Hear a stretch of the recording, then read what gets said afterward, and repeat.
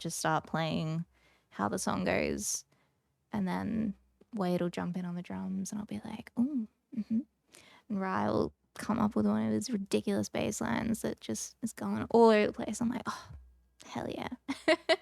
Max will come in with some just swooping, like gentle guitar, maybe a crazy solo, and it all just works. I think It's you kind of crazy. described each one of those people's personality Yeah, very well too. true. So, because I wanted to ask you about that because so Rye is your partner, Max is your brother, and Wade you know through Rye. Yeah, yeah, That is such a close circle. yeah. Does it feel like a family, or does it feel like a very safe, vulnerable space in the rehearsal room? Or does Yeah, it still feel kind of, because some I don't know about you, I've been in a couple of band rehearsals where yeah, like it feels really detached. yeah. I mean, I'm like, this is kind of the first band that I've been in as Yeah, well, so it's hard to compare. hard to compare, but I still feel very lucky in what we have. That Yeah, I think it does feel quite open, and yeah, I don't know, everyone's kind of encouraging each other to give something weird a go. um yeah, That's so good. I'm just Oh yeah, there's a distracted bit of by the we're doing renos at my house. I hope it doesn't come through the microphone. true, everyone's gonna be like, what's she talking about? It's fine. Yeah, I do apologize No, about that's all that. right.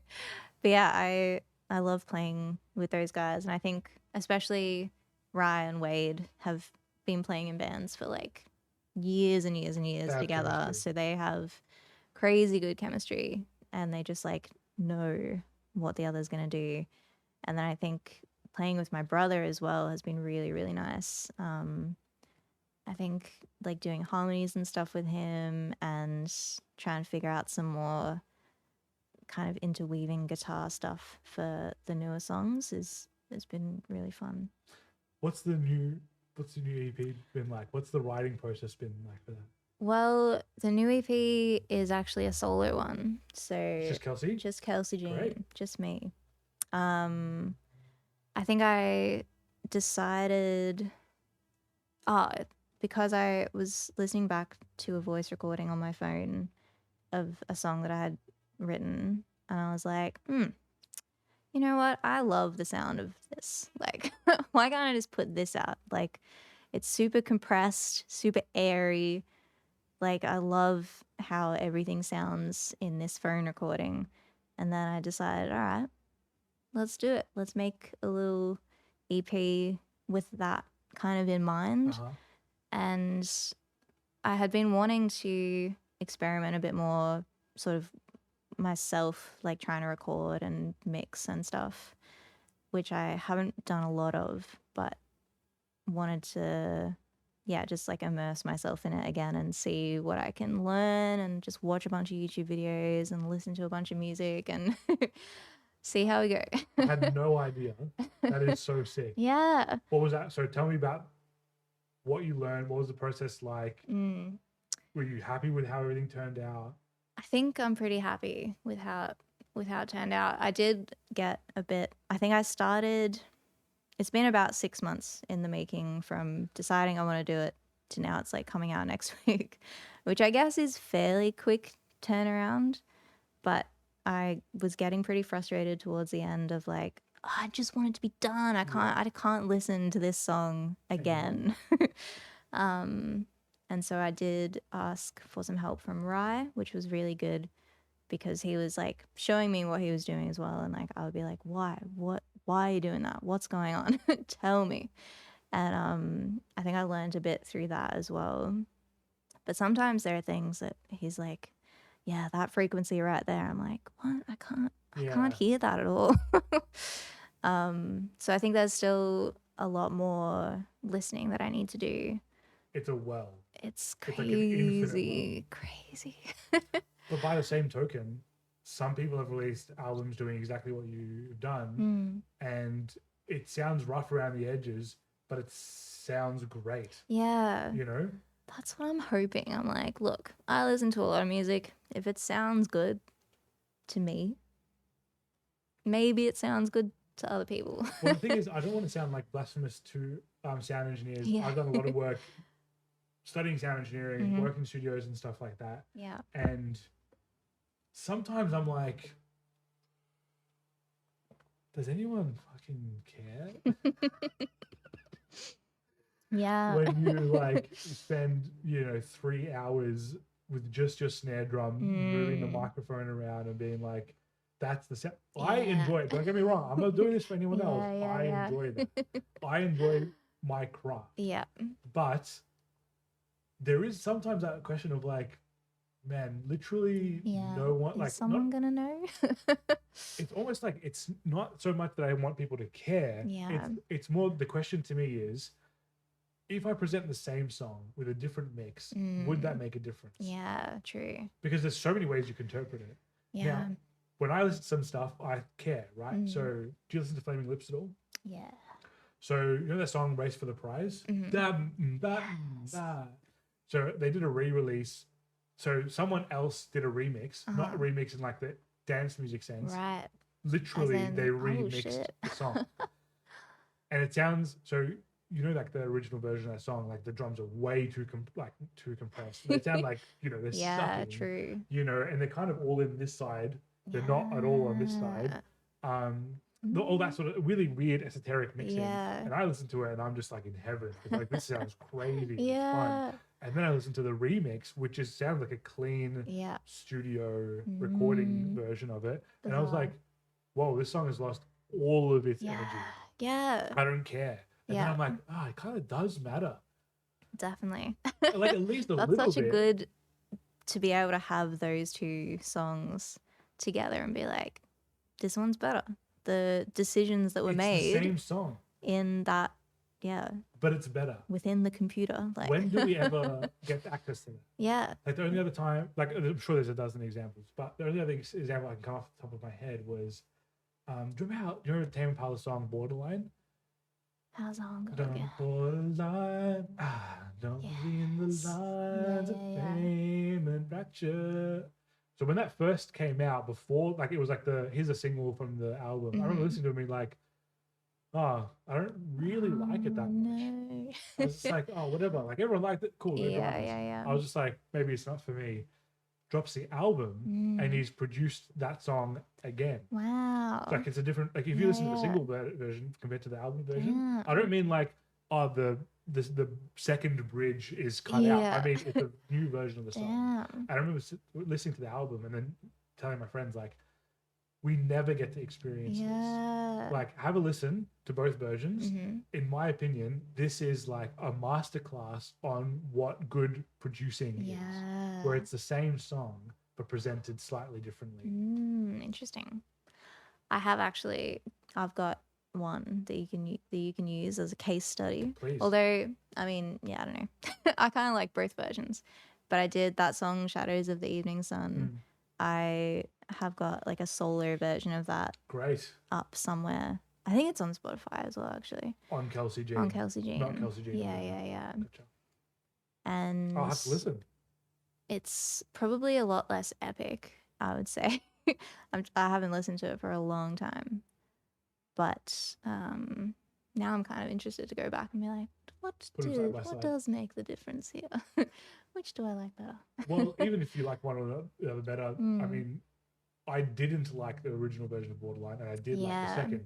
But that's not to say that I wouldn't like both versions of other songs. Yeah, true. So like, I am playing around with this idea for my music, again, heavily electronic, heavily like processed. Yeah. I love the idea of releasing alternate versions of the songs either in the lead up to or in addition to the single release. Hell yeah. So because a lot of my music, again, is like, massive synth pads and then like whatever, like what I showed you. Yeah. At the same time, I want to release versions of these songs where I'm just playing on my acoustic and versions where like I'm working on a single right now. I forgot to show it to you before we start. We'll do it afterwards if you don't mind. Yes. Where I want to do a version with my friend Taj, who's like a classically trained pianist. Cool. So like work on a song with her and then get her like finesse and her embellishment, and none of the electronic synthetic and just be like, I'm not trying to say that I do this as in I'm successful at doing it, but I am trying to say that I have a philosophy around writing music, which is that if the harmony and the melody and the rhythmic motifs that you're playing with are good, that's the bones of a song. And you can dress it up however you like. You can present it or dress it down. Exactly. So you can release it as a synthetic prog rock thing, or you could release it as a jazz thing, or you could release it as singer-songwriter, and it's the same song, it's just dressed differently. That's really cool. And I think that goes to show with some songs that where like the covers of them are also as famous as the originals, because the bones of the song is sick. Hurt by like 9 Inch Nails done by Johnny Cash. It is, I mean, I don't know that one. You don't know it? No. I hurt myself today to see if I. So it's done by Trent Reznor from 9 Inch Nails. I think he was in his mid to late 20s, and he was basically super suicidal and like very depressed. And so the song is just like it's very dissonant, like has the diminished chord is like the foundation of the song, and then there's just like one pitch playing through that you kind of like, it's like eating away at you. Damn. And he's at one stage of his life feeling that way. Yeah. And then Johnny Cash did a cover of it, and it was, I could be wrong, I think it was Johnny Cash's last song he released before he died, and it was him. I like both versions. I do prefer 9 Inch Nails version. That's kind of a hot take for a Johnny Cash version. I really get the sense that this is an old man at the end of his life, regretting some of the things that he did. Damn. You know, and it's the same song. Yeah. And from a timeline perspective of your life, it's coming from a different perspective. True. But it's the same song. That's that relatability thing. That's that connection that, at any point in your life, maybe you could be feeling those things. Absolutely. And just hearing someone say it in a way that speaks to you, you never know where that might come from. Exactly. It speaks to like this idea of a human experience. There are things that are intangibly human and connect people regardless. Yeah, definitely. Heartbreak, loss, love, dreams. Dreams. Are you a big reader? Yeah. Have you read Atonement? Yeah, my God. Well, what's that thing that I think her name is Bryony, because she writes all these plays. Yeah. And then she's like, all the plays were conventional, but she started to learn in her real life. Yeah. All these people around me are real people. Yeah. They're not just characters in my play. Yeah. And that's how she started to write real characters, because she gave them dreams and hopes and nightmares and things like that. True. Man, that book fucked me up. Yeah, I know. It's a good book. It's crazy. Yeah. What have you been reading lately? I'm curious. I've actually gone back to a book series that I probably haven't read since primary school, actually. But the book is called Little Fur, and it's like a fantasy kind of setting. Little Fur is the main character. She's half elf, half troll. Unique combo. Yeah, and like, their parents, they're enemies basically. Yeah, like, how could a troll and an elf fall in love? That's what a mystery, She's the result of that. She's a result of that, and it's very much written. Like, I love big epic fantasies, but this one is just like, it's just a cute little fantasy, and very much written for like primary school aged kids. Right. So it's, I don't know, I can't remember how it came back into my life recently, and I was like, I've got to read them again. I need to like live in that world again where she's kind of like a Paddington character almost. She's just good to her core and wants to help everyone and like changes the world around her through her goodness, Well, to me, just hearing like the basis of the novel, it kind of sounds like a fantasy version of what, like an alternate ending of like Romeo and Juliet, where instead of them committing suicide, they have a kid, and that kid is good for the world because they represent two warring families, and they are like the bridge between those two things. you got to have a bridge. Yeah, well, you That's do. a great character to work with. You know, you've got a lot to work with there. So when you're writing lyrics, are you trying to like, because I get the sense that you're telling a story in some of your songs. Is that the intention? Are you sort of thinking of characters, or are you doing something different, like maybe word art, or are you just trying to describe things that happen to you? What's your lyric process like? I don't know. I think like when I read, sometimes I'll read something and I'm like, oh, that's a good line, and I'll just write that down in a notebook. Or like I'll be driving around and I'll hear something on the radio and be like, oh, gotta write that down. Like, Sure. I think I'm just making a big document in my mind of things that I find interesting or relatable or whatever. And then when it kind of comes time to write a song, normally I will start with the music and then I'll kind of just go through all of those things until something I'm like, that kind of fits the feeling of the song. Like I can hear kind of where the melody is going, and so it has to be a song about this feeling because that's what the melody is telling me. Like I feel like I'm not really making the decision. It feels like something I'm just like the channel through which it's coming. Couldn't agree Which sounds so wanky and profound, but yeah, I think that's kind of no, I actually think it's really true. Yeah, I understand, because it does kind of sound like I'm just a channel to the universe. Yeah. But actually, kind of. Yeah, I think that's what good art is. It's not about one's ego. It's about one listening. Like writing is actually about listening. Yeah. And that's why I was sort of alluding. Well, I didn't quite say it. But alluding to when you were sort of saying before we got started, I don't really any music theory. I just sort of and the first thing I thought was like, we need to talk about this. Yeah. On screen. But it was, that sounds like to me that you are doing the one thing that we need to be doing as musicians. That you kind of like, I want to shake people. I'm like, use your ears, damn it. Yeah. You know? Yeah, I think it sounds like you're doing that. It's a weird one with something like theory or like learning music, that I think it can be really helpful, but it can also be really limiting because then you feel a bit stuck with those rules and those kind of, like if you're writing a song and you're like, well, I should probably put like a dominant chord next because that makes sense with how song structures work. But if you don't know that, maybe you'll still end up doing that because that's what feels right and that's what sounds right. But I think the knowing of that doesn't necessarily benefit you. So I kind of think that knowing it is generally good if you are able to ignore it. Yeah. Which some people aren't and some people aren't. And I think this is where it comes to when we're talking broadly about creativity. I believe it's easier to knock creativity out of people than it is to build it. And that people are sort of born creative. Yeah. And that what you're saying is like people learn rules and they kind of go, okay, well, this is what I need to be doing. Yeah. It's really easy to automatically do that.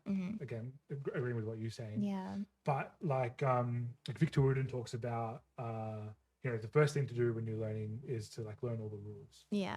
Because you need some sort of foundation, yeah. some sort of structure. You need to learn how other people speak. You know, when you're learning English, we don't say car red, things like that, because it's not just how people speak. Yeah. People need to understand from some sort of foundation. Yeah. Then the next step is like when you're playing to think about the rules so that you can, you know, solo or play or do whatever it is that, you know, makes sense. Then the next step is to not think at all. Get it out. Yeah. And that, I think, shows that it's like mastery is disregarding rules, knowing them, but disregarding them. Yeah. I think, like you were saying, like those rules are also a way to communicate. So like I've kind of struggled with that playing in the band because they'll be like, oh, what like key is this in? Or what notes are you playing? I'm like, don't know. I actually don't know. I can't help you there. That's totally fine. Which is not a big deal for this band because they have endless patience with me. But I think, if you're trying to jam with people that you don't know, it probably is a good idea to be able to communicate.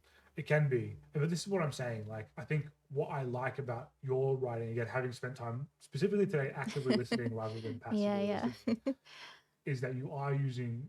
I sense that you're using your ear when you're writing, which is really cool. Yeah. Again, there's a lot of people that know things that don't use their ear, and that's really not. It's not exciting to listen to.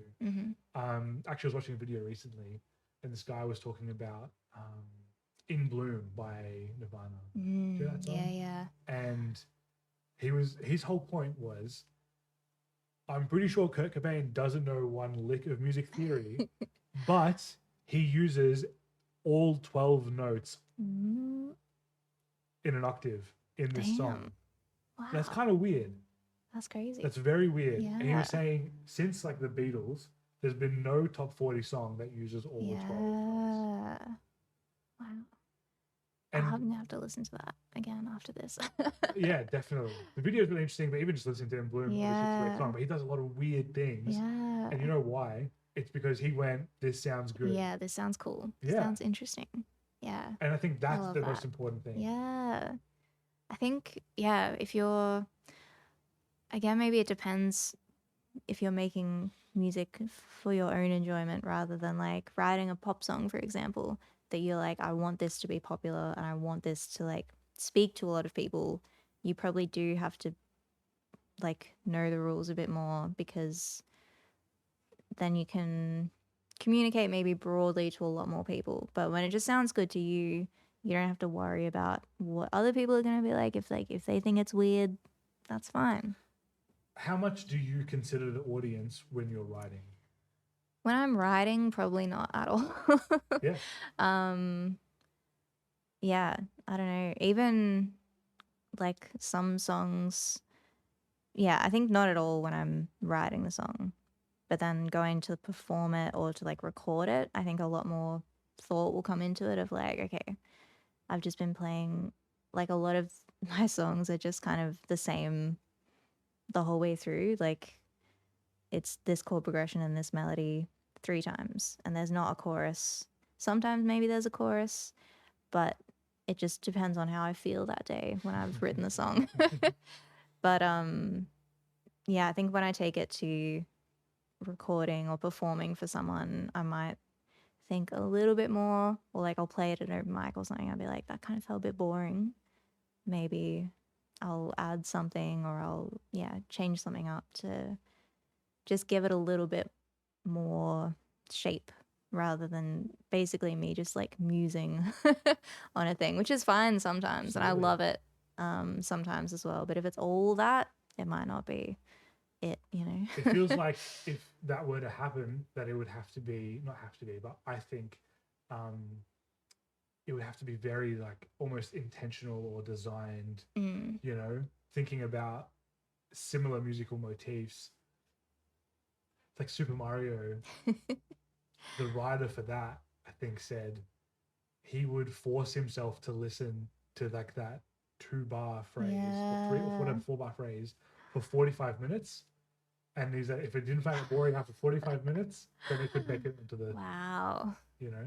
Yeah, true. That's a huge undertaking, trying to write music for a video game.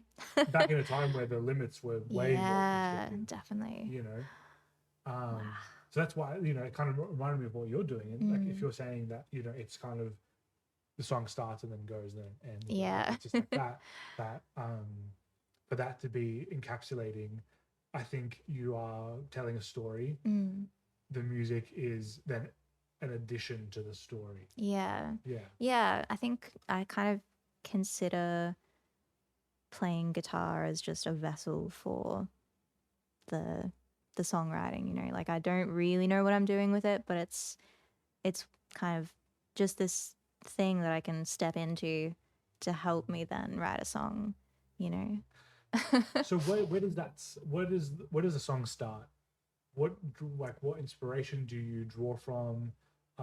Where's that well? Is that something that you think about at all? Or I think I just listen to a lot, like as a fan, you know. Like I think I'm have started more recently listening maybe a bit more critically in terms of like, oh, I really like the reverb that they've used on their voice there, or like, oh, I love how they've like double tracked the vocals to make it sound a bit fuller there. But I think most of the time I'm just like, oh, this is great. I'm having a great time. And I think especially seeing that live, seeing music live is just my favorite thing to do. I think feeling connected to someone through their music, yeah, just makes me want to do it all the time. I do notice that the more you play, like the more you want to play. Yeah. The more you hear, the more you want to do it. You Definitely. know, it's like times where I've been away from music is when, I mean, I've definitely developed like a yearning for it to use it. Yeah. But I don't like feel like I can. Whereas like talking to Rye, he's doing a lot, and he had this podcast recently where he was talking about, because I'm doing a lot, I want to keep doing shit. Yeah, definitely. And I think that that's totally true. Yeah. Like people have inertia. Like you go to gigs, you want to go to more gigs. Yeah. You go to gigs, you want to play. Yeah. You start playing, you want to play more. It just feels like it's part of what you're doing, rather than sitting down and doing nothing. For sure. Yeah, I think it's hard not to almost when you're around it that much. Like I don't know. I think I sometimes will kind of plan and force myself and be like, right, tomorrow night, sit down, write a song, see what happens. But a lot of the time, if I've been seeing gigs or something, I'll come home and I'll see my guitar and be like, yeah, all right, let's have a little play around, see what happens. Yeah, there's just always so much happening, like in Melbourne especially. I feel very lucky to live in this place where on every level there is amazing musicians doing amazing things that you get to witness and talk to them about. Like, so like from like grassroots people doing their first gig, all the way up to stadium. I love seeing, like, going to open mic nights. It's been a while now since I've been to one, but I would love to get back into it because it just reminds me of like there are so many talented people doing this in Melbourne that you would never hear of if you weren't at that open mic night that night. And like they might not go on to be famous or like have music released on Spotify or anything. Like they might just play open mics, but they're really good. They're really good at it and really genuine. And that's always really inspiring, I think, as well. Seeing it at that level, you're like, yeah, man, we're the same. We can do this. Yeah, it's honest, isn't it? Yeah. I'd like to go to more open mic nights. I feel like it's I get like not like playing in front of a room of people when it's like my band or whatever. I'm like, well, people are kind of here to see this. Yeah. So I feel like empowered. True. And that the audience is like the unofficial fifth member of the band. Yeah, right. You know what I mean? They're like, with you. They're collaborating here. You know, like I get a lot of energy from the crowd. Yeah. I almost feel kind of intimidated by open mic nights in the sense that I'm like, they don't know you. Well, it's like no one asked for this. Yeah. I know that's the wrong way to think about it, but I think that's the best thing about it, maybe. that no one asked for it. That's it. I think that's kind of it. Yeah. And then I'm kind of like, well, maybe that needs to be the source of power. Yeah. In the sense of like, hey, we're all just trying this out, bro. It's fine. Totally. You could fall on your ass and in fact, they would encourage you. They would be like, yeah, man, well done. Better luck next time, you know? Yeah. Yeah. I think it's always very supportive at open mic nights because it is just other people doing the same thing as well. But yeah, I found like through that a lot of people to put on to like Dusty sessions after that. I was like, oh, yes, write your name down. Yeah, seeing that again. I felt like a bit of a talent scout. Well, I'm sure it helped a lot of people out. Yeah, I hope so. Yeah, it was fun. Yeah, I think we had a few maybe who had never sort of been on a lineup before. Like they'd done plenty of open mics and maybe busking or something, but like have their name on a poster and. You think about doing that again? I think so. I think we are sort of taking a indefinite break at the moment. but I love it every time. I Every can tell when time. you're talking about it. Seriously. Yeah. Yeah. Just standing at the back of the room, seeing this room full of people, just amazed by this performer on stage who's just like, they just live down the road. Like, they walked here with their guitar and singing these incredible songs. And there's, just so much, feels like so much connection. And especially because the artists on the lineup don't know each other, because we've been the one putting it together. So then they get to meet other people, and like, it just feels like the best thing. It really does feel like what I'm getting a lot from you is that connection is really like the moment of beauty and happiness and joy in your life. I think music's like the easiest way for me to get that, or maybe the best way, or I would consider myself a pretty socially awkward, anxious person. And so there's something about having a guitar in front of people and being like, oh, well, yeah, this is kind of what I do. Or like when you're putting together a gig, you kind of have to step into this role of like, oh, g'day, welcome, hello, how are you?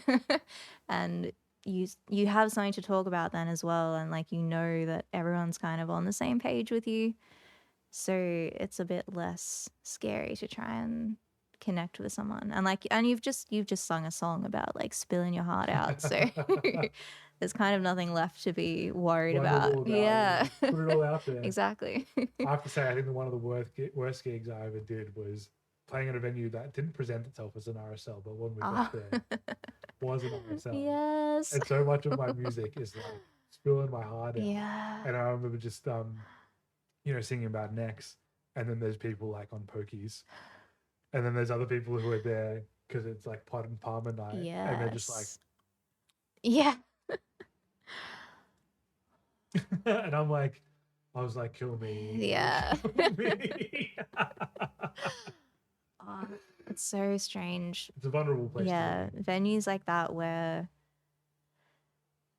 you're playing to just the general patrons. Like, they didn't come to the pub to see music. They came because they wanted their palmy. They were gonna be there anyway. Yeah.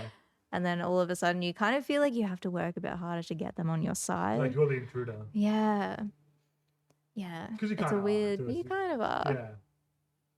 But yeah, I think especially heartfelt songs, you feel like, I don't want you to be like crying into your beer over there, mate, but someone's gonna rip your heart out, Sorry, yeah, like I feel like if I was playing like, fun pop punk and like trying to razz up the crowd, I'd be like, I'd almost feel like I'm stepping into another persona. Yeah. This is not me. Like, let's just have fun. Totally. But I can't do that. No. I don't feel like that's afforded to me.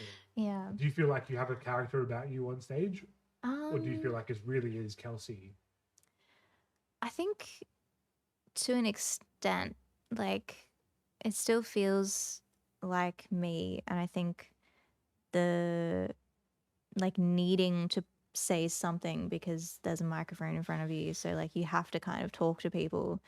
It feels like maybe there's a lot less thought that goes into it, as in when I'm talking normally, maybe I'll be like second guessing everything that I'm saying before I say it, but when there's a microphone, like, you just gotta go.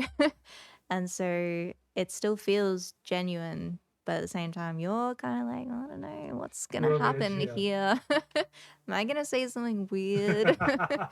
And sometimes I do. And I think that's but great, it kind of, people laugh and you're like, cool. That was fine. No worries. That worked out great. My inner dialogue isn't intensely fucked all the time. Yeah.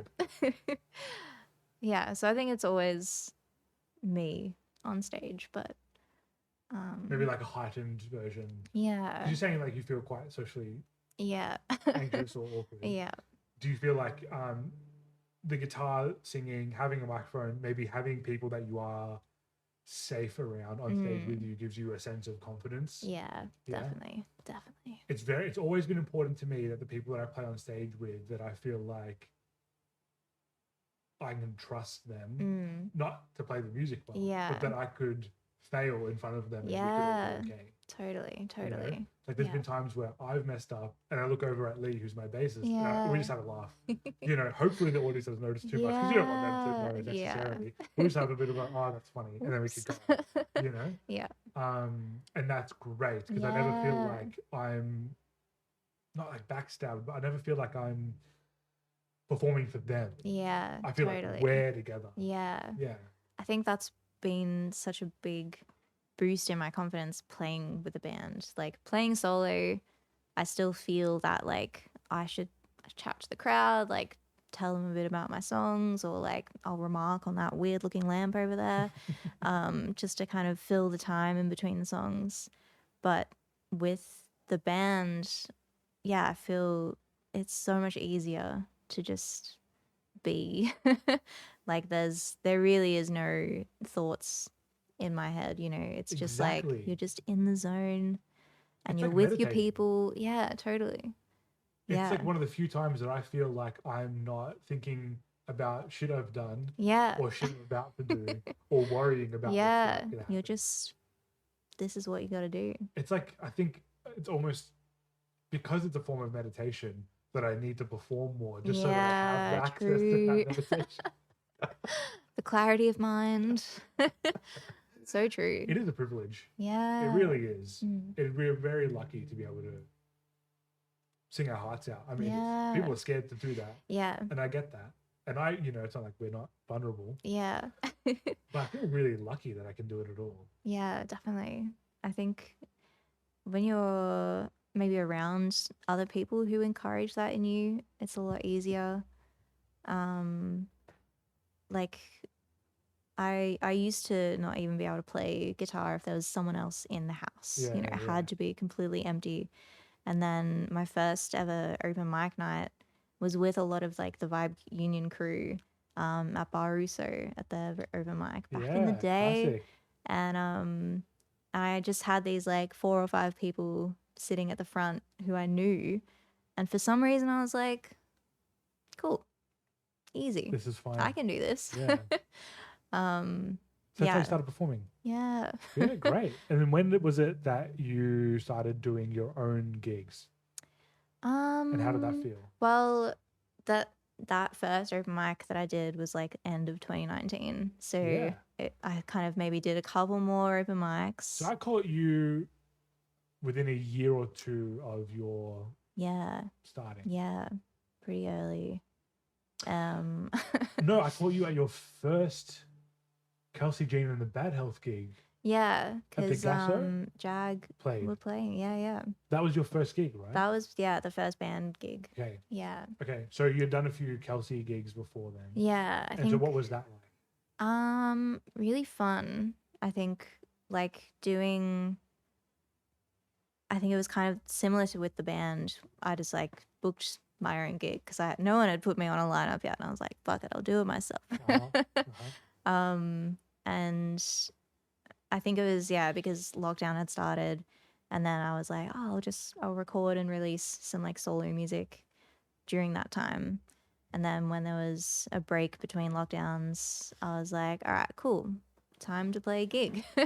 So I just Max actually played on that lineup as well, just solo, and my old guitarist Nathan Abbey was also on the lineup. And I just got in touch with a bunch of venues and was like, "Hey, I want to play a gig. What can you do?" And then I don't know, just it all kind of happened, and then I sort of hosted it in a I introduced everyone and went on stage and gave a little intro before they started. And a lot of the room was my family and stuff. So I was just like, oh, I'm just having a fun time. Like, Yeah, so I did charge you $10 to come in, but you know. Yeah, that's totally fine. Yeah.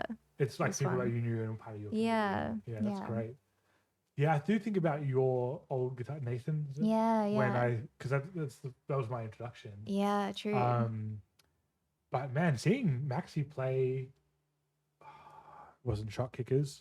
It was the Bendy. That's what I saw you last. Yeah. I feel like you fit in like a glove. Definitely. Yeah. And I think, well, you guys must have a similar musical history. I mean, obviously you got would say so. together, but that's not necessarily a given that you might have the same taste. Yeah. For example. Like that you might Yeah, but I do get the sense that he just fits in like a glove. Yeah. He really I is the right think person. we have a lot of similar tastes for sure.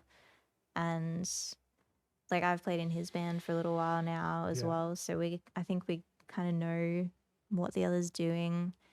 And yeah, I think initially, because I know Max has always sort of kind of said the same about his sort of not being a guitarist necessarily, being more of a songwriter. And so to come into the band to be a guitarist, I think he was like, well, I don't know about this, but he's absolutely killing it. He's doing really well. And has brought so much to the band. He's very creative. Yeah. I mean, he did that EP launch like a month and a bit ago. Yeah, yeah. And I mean, I didn't even know that he had his own stuff. So, like listening to that, I was like, wow, this guy is so creative. He doesn't stop. Yeah, I think he's another person who I really look up to in his uniqueness of sound. Like he, to me, doesn't sound like anyone else. Yeah. That's Maxwell Brady, you know? Yeah. And that's always really inspiring, seeing people just doing their thing and doing it really well. Well, no one else can do it. No one else can do it. You know? No one else has done a Maxwell Brady. That's why we need him. Yeah. What do you reckon? Should we crack open one of those mandarins? Yes. So we just, there was still a bit more light when Kelsey first came around, and we've got mandarins growing. So we went for a bit of a walk. It's good, It smells so good. Yeah. I wish you could smell this. We need, dear viewers, like a Brave New World style, like sniff. True. Where they can just have every chemical in the world. So good. It's like so strong. Yeah. That's crazy. I need to make like a syrup out of that or something. I've been making a lot of syrups out of. Oh yeah, go for it. I might actually go after you, so I'll hold the fort down for a bit. And then when I go as well, I'll grab some more beers. Do you feel like another beer? Yeah, sick. Awesome. Thanks for joining us, everyone. I know that this is a lot of people listen after the fact at YouTube, but whilst you are here, feel free to chime in. Kelsey's just a legend. I've been wanting to talk to her for a long time, and she's so insightful, very thoughtful, and definitely a creative thinker. I really like talking to her. It's been really fun. I wish you guys could have these. I'll do like a little post Zoom on that maybe. Ready for some Mandarin ASMR?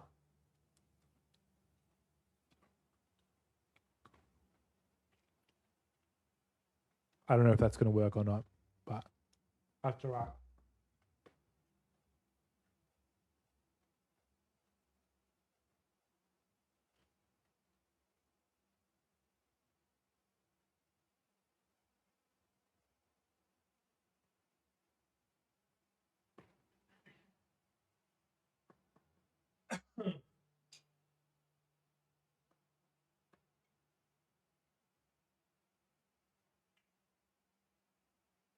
Sorry, I just gotta check. Gotta check the Insta.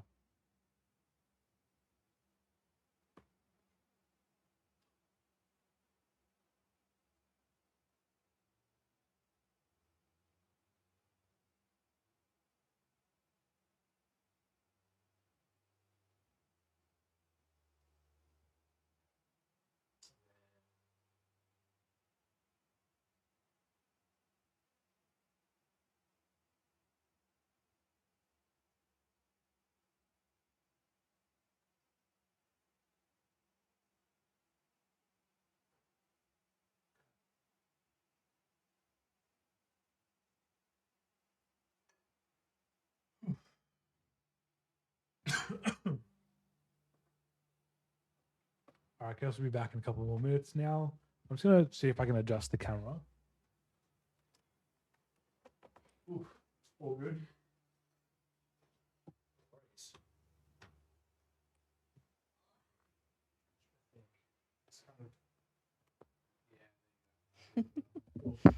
All right, I'm also gonna do the same thing. Nice. Beautiful. Beautiful. I think Mando is good. Yeah. Good. And I'm gonna try one Beautiful. of those cookies when I come Oh yes. back. I made cookies. Miso caramel cookies. And they're really good. So if you are watching this and you live near me, let me know. I'll drop one off to you maybe. Maybe not. I got to make more though.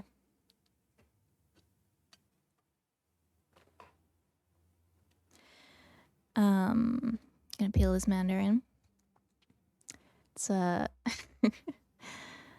a weird thing being left on live stream, but I'm gonna try to fill the silence for you. I'm gonna paint a picture of the rest of this room because this is a really nice room that we're in right now. There's just a whole bunch of synths over there, which makes sense. This is the Man vs. Synth podcast. He has felled them all. They've had great battles. Man has won. But yeah, gorgeous amount of synths going on. Big stack of guitar amps. Making a mess with my mandarin. Some very nice gig posters. I really want to make more gig posters in a collage-y style, so if anyone needs a gig poster without seeing any of the work that I've done prior, let me know. See what we can do.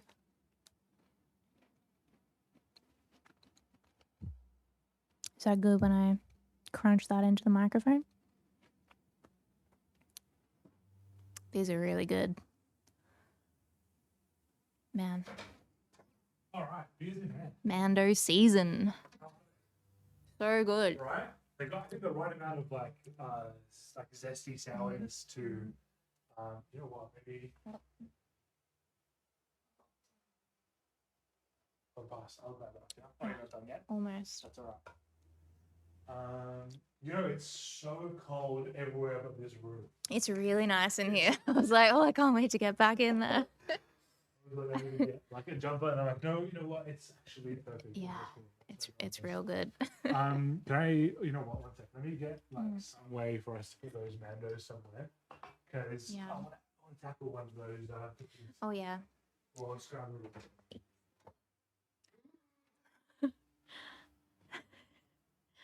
Sounds like a Zane may have been spotted. I need to rearrange myself. That's better. This is an empty bin. Excellent. Okay. Oops. This is like the perfect break. You're the perfect guest as well. What are we drinking here? Mountain culture. Status quo. Little pale ale. I really like that first one. This is number 2. Mm-hmm. More tropical than the Hawaiian Ukulele Orchestra. Where is it made? Oh, New South Wales, Katoomba. Yeah. Cool. Okay, and in the mountains. So you brought these. We're gonna have a little feed after this. I was thinking we got some eggs from the chooks that you just met an hour ago, an hour or 2 ago. So we might do that. Do you have dairy? Ish? Not really. Nah. Okay. So I was thinking we'd do eggs with like maybe some lead bread and za'atar. Yeah.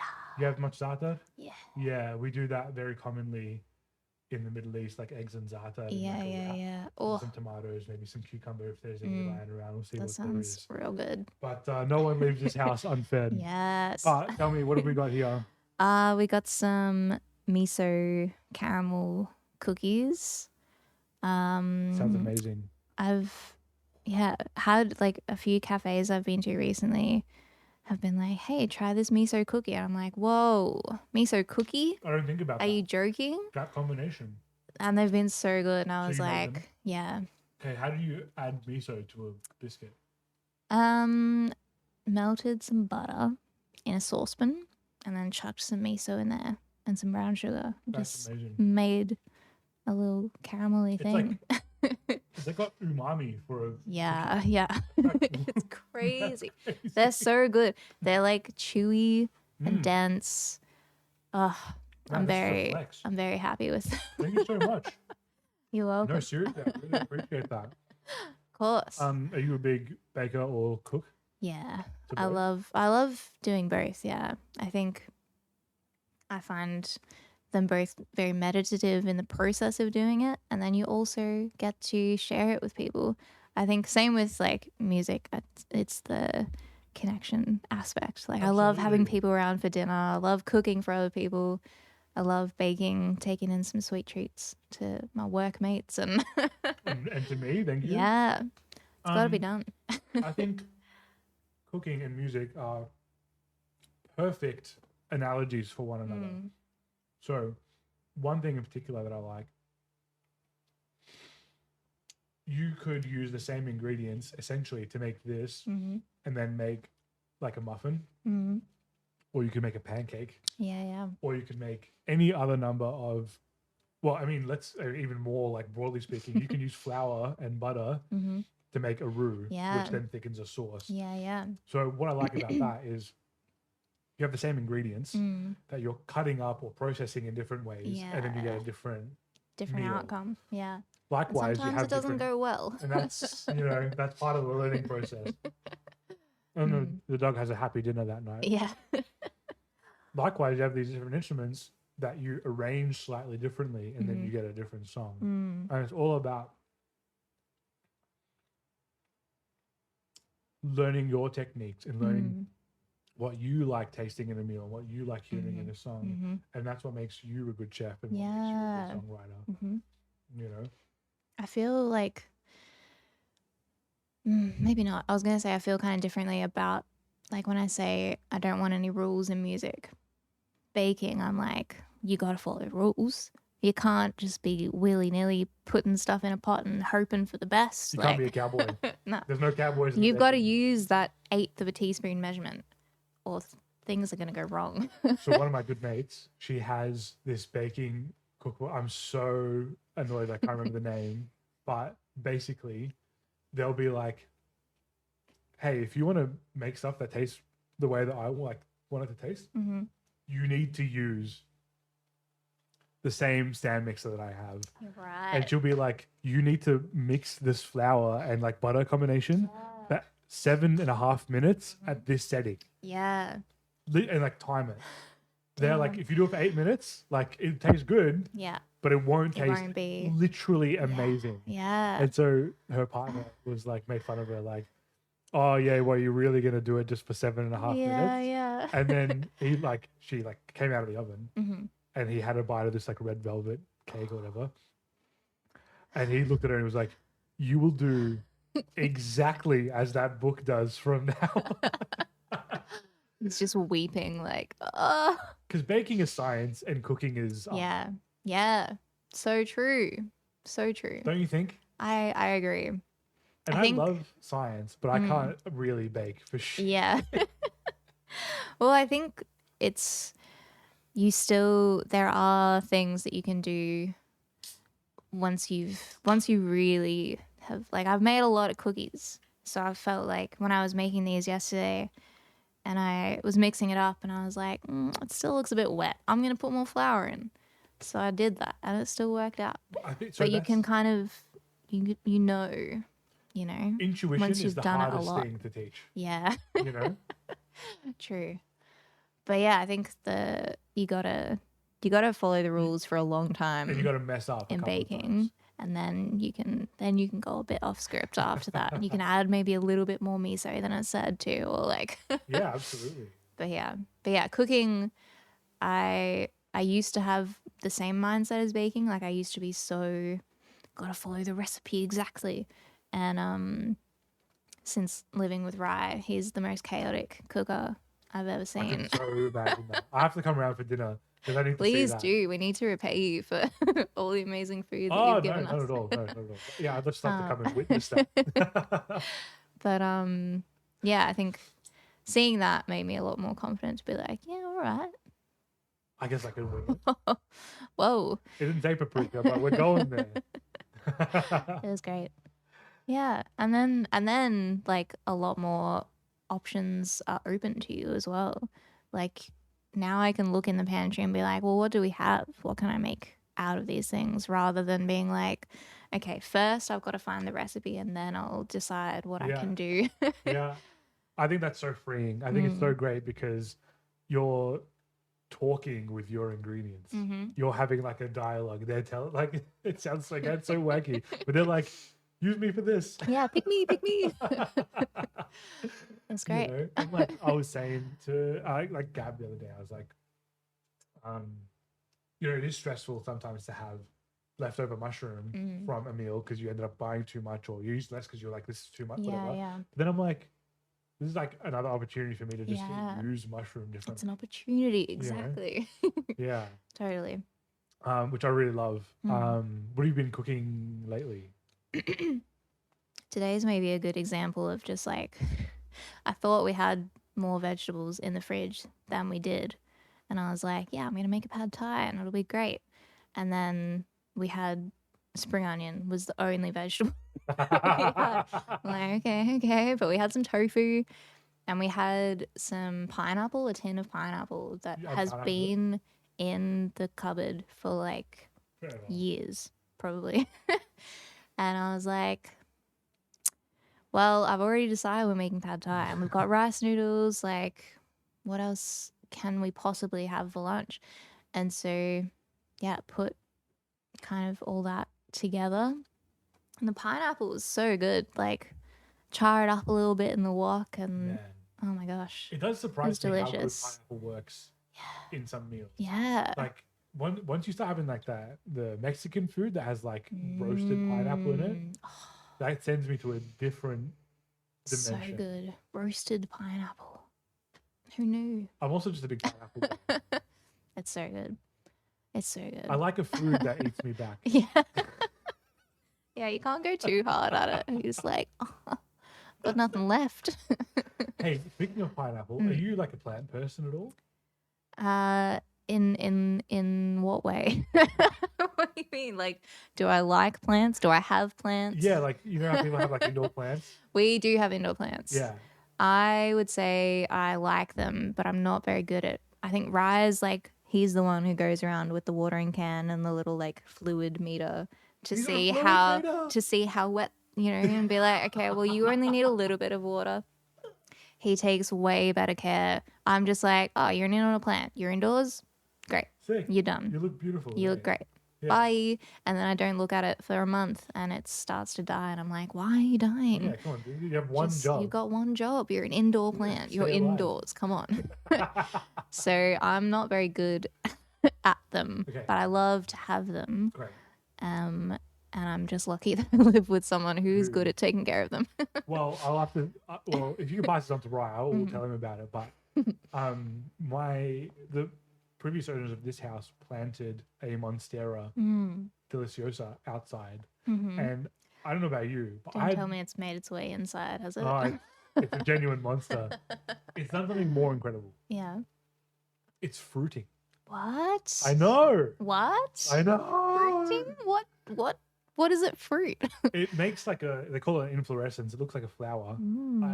We can actually go outside and have a look at it. True. So it kind of looks like an orchid a little bit. It starts with this like bulb. Yeah. And then it like opens up like that. And then inside is like a hexagonal corn cob thing. What? It literally looks like corn. Oh my but instead god. of being like little bulbs, it's like hexagons, like a beehive. Oh my god. And then like a year later, it begins to ripen. And those hexagonal scale cob things start falling off. And then underneath that, you see why I'm bringing this up, is a pineapple, banana, strawberry fusion fruit. What? I know. Oh my god. I know. Have you harvested from? So I went to Dad because I looked at because I'd only heard myths. I'd heard legends that these make fruit, and everyone's like, literally, unless they're in perfect conditions, they won't do it. So they're like I'd listen to botanists, on YouTube and stuff who are like, I've had Monsteras for 20 years and they've never fruited. Wow. So I was like, I'd relegated myself to never Yeah. experiencing this. So then I look outside my window because it's like right outside my window, and I'm like, that's a fruit right there. My So I go to God. Dad and I'm like, hey, you know that plant outside has a flower? And he goes, Yeah. yeah, there's like 2 or 3 every year. And I was like, You Dad, didn't tell me. Dad loves weird fruit. Mm-hmm. And so when I told him, I was like, you know, you can eat it. And he goes, what do you mean? I'm like, it tastes like pineapple, banana, and strawberry, apparently. And it's literally like one of the most, it's like the Latin name is Deliciosa. True. Specifically because of how tasty the fruit is. Oh my God. And Dad was just like, that went like broken. Oh my God. So as soon as that's ripe, they only ripen 1 like inch at a time. Yeah, it's like right. literally like that long, and it only ripens that much at a time. My God. So I'm just gonna be like, hey, everyone, Come try around. this. Yeah.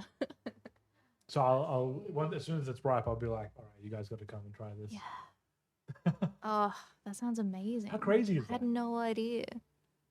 We've got a tiny Monstera at the moment. Yeah. It Inside?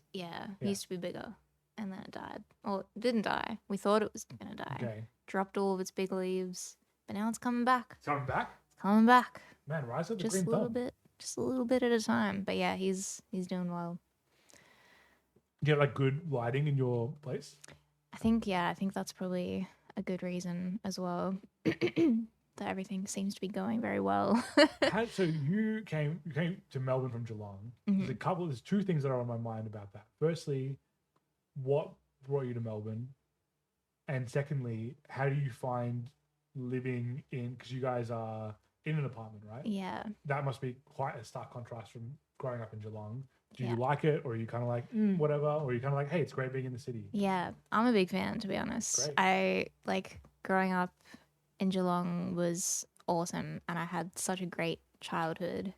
But I think the 2 sort of main things were music and coffee that kind of drew me to Melbourne. Like I guess I still am, but I was much more of a massive coffee nerd back in the day, that I would like all of my Instagram feed was like latte art and like different cafes and I was super into it, and I was like, I need to work in Melbourne. That's where all the best baristas are, and like that's where. Yeah. So that was a big reason, but then yeah, music as well was another one. The scene here is fantastic. There was always stuff that I wanted to see happening in Melbourne, and I was so keen to get amongst it. Just as a viewer at that time, I still wasn't really thinking about Roughly writing. When was this? Like 2018, I think I moved. So really, it was within a year that you started doing stuff. Yeah. That's pretty quick. Yeah, it was just the environment. I was like, well, I guess I'm gonna give it a go. Yeah, I think it's hard not to when you're surrounded by it, and there's so much inspiration to draw, you know. Yeah.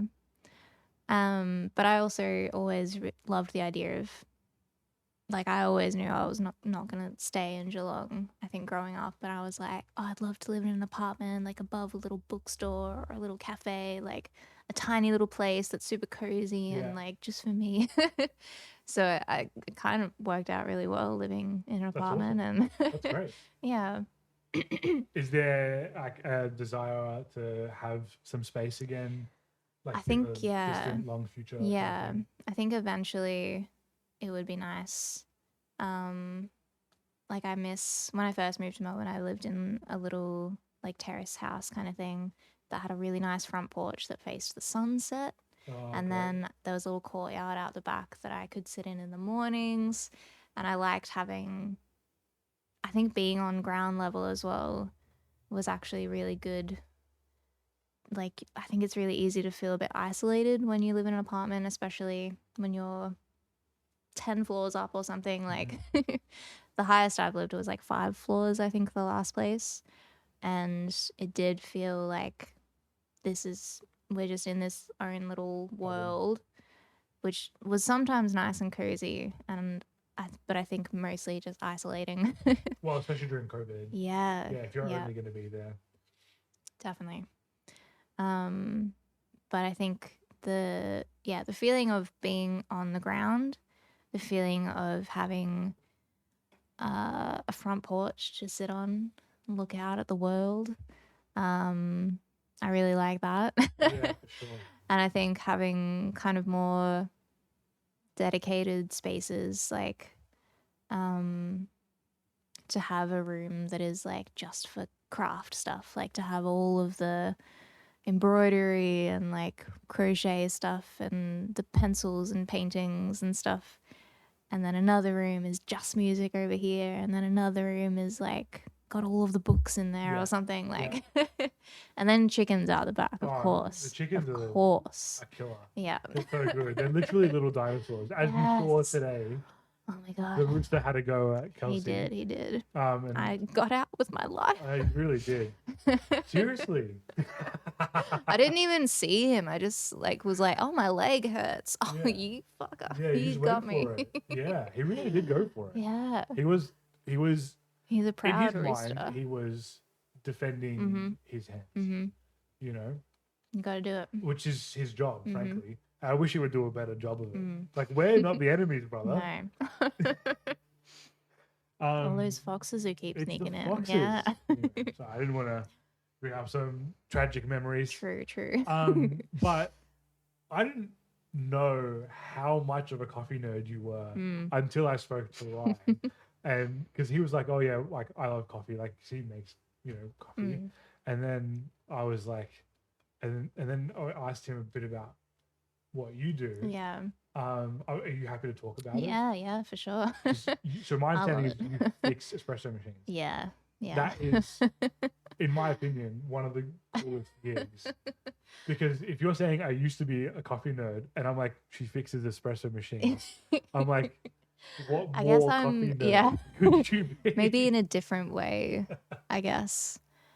I guess it's just a different kind of thing to get obsessed with. Like I used to be obsessed with the latte art, and then I was obsessed with the taste of it. Yeah. Then I was like, maybe I should get into roasting, which never happened, and I'm kind of glad. I think it's not really I think it's easy to romanticize something like roasting. It's a lot of work. Yeah. It's pretty accessible now. Yeah. Like you can do the gas stove ones where you like, True. But when I was working in a cafe in Geelong and someone came in to service the coffee machine one day and I was like, that's a job. I had no idea that was a thing. That's so cool.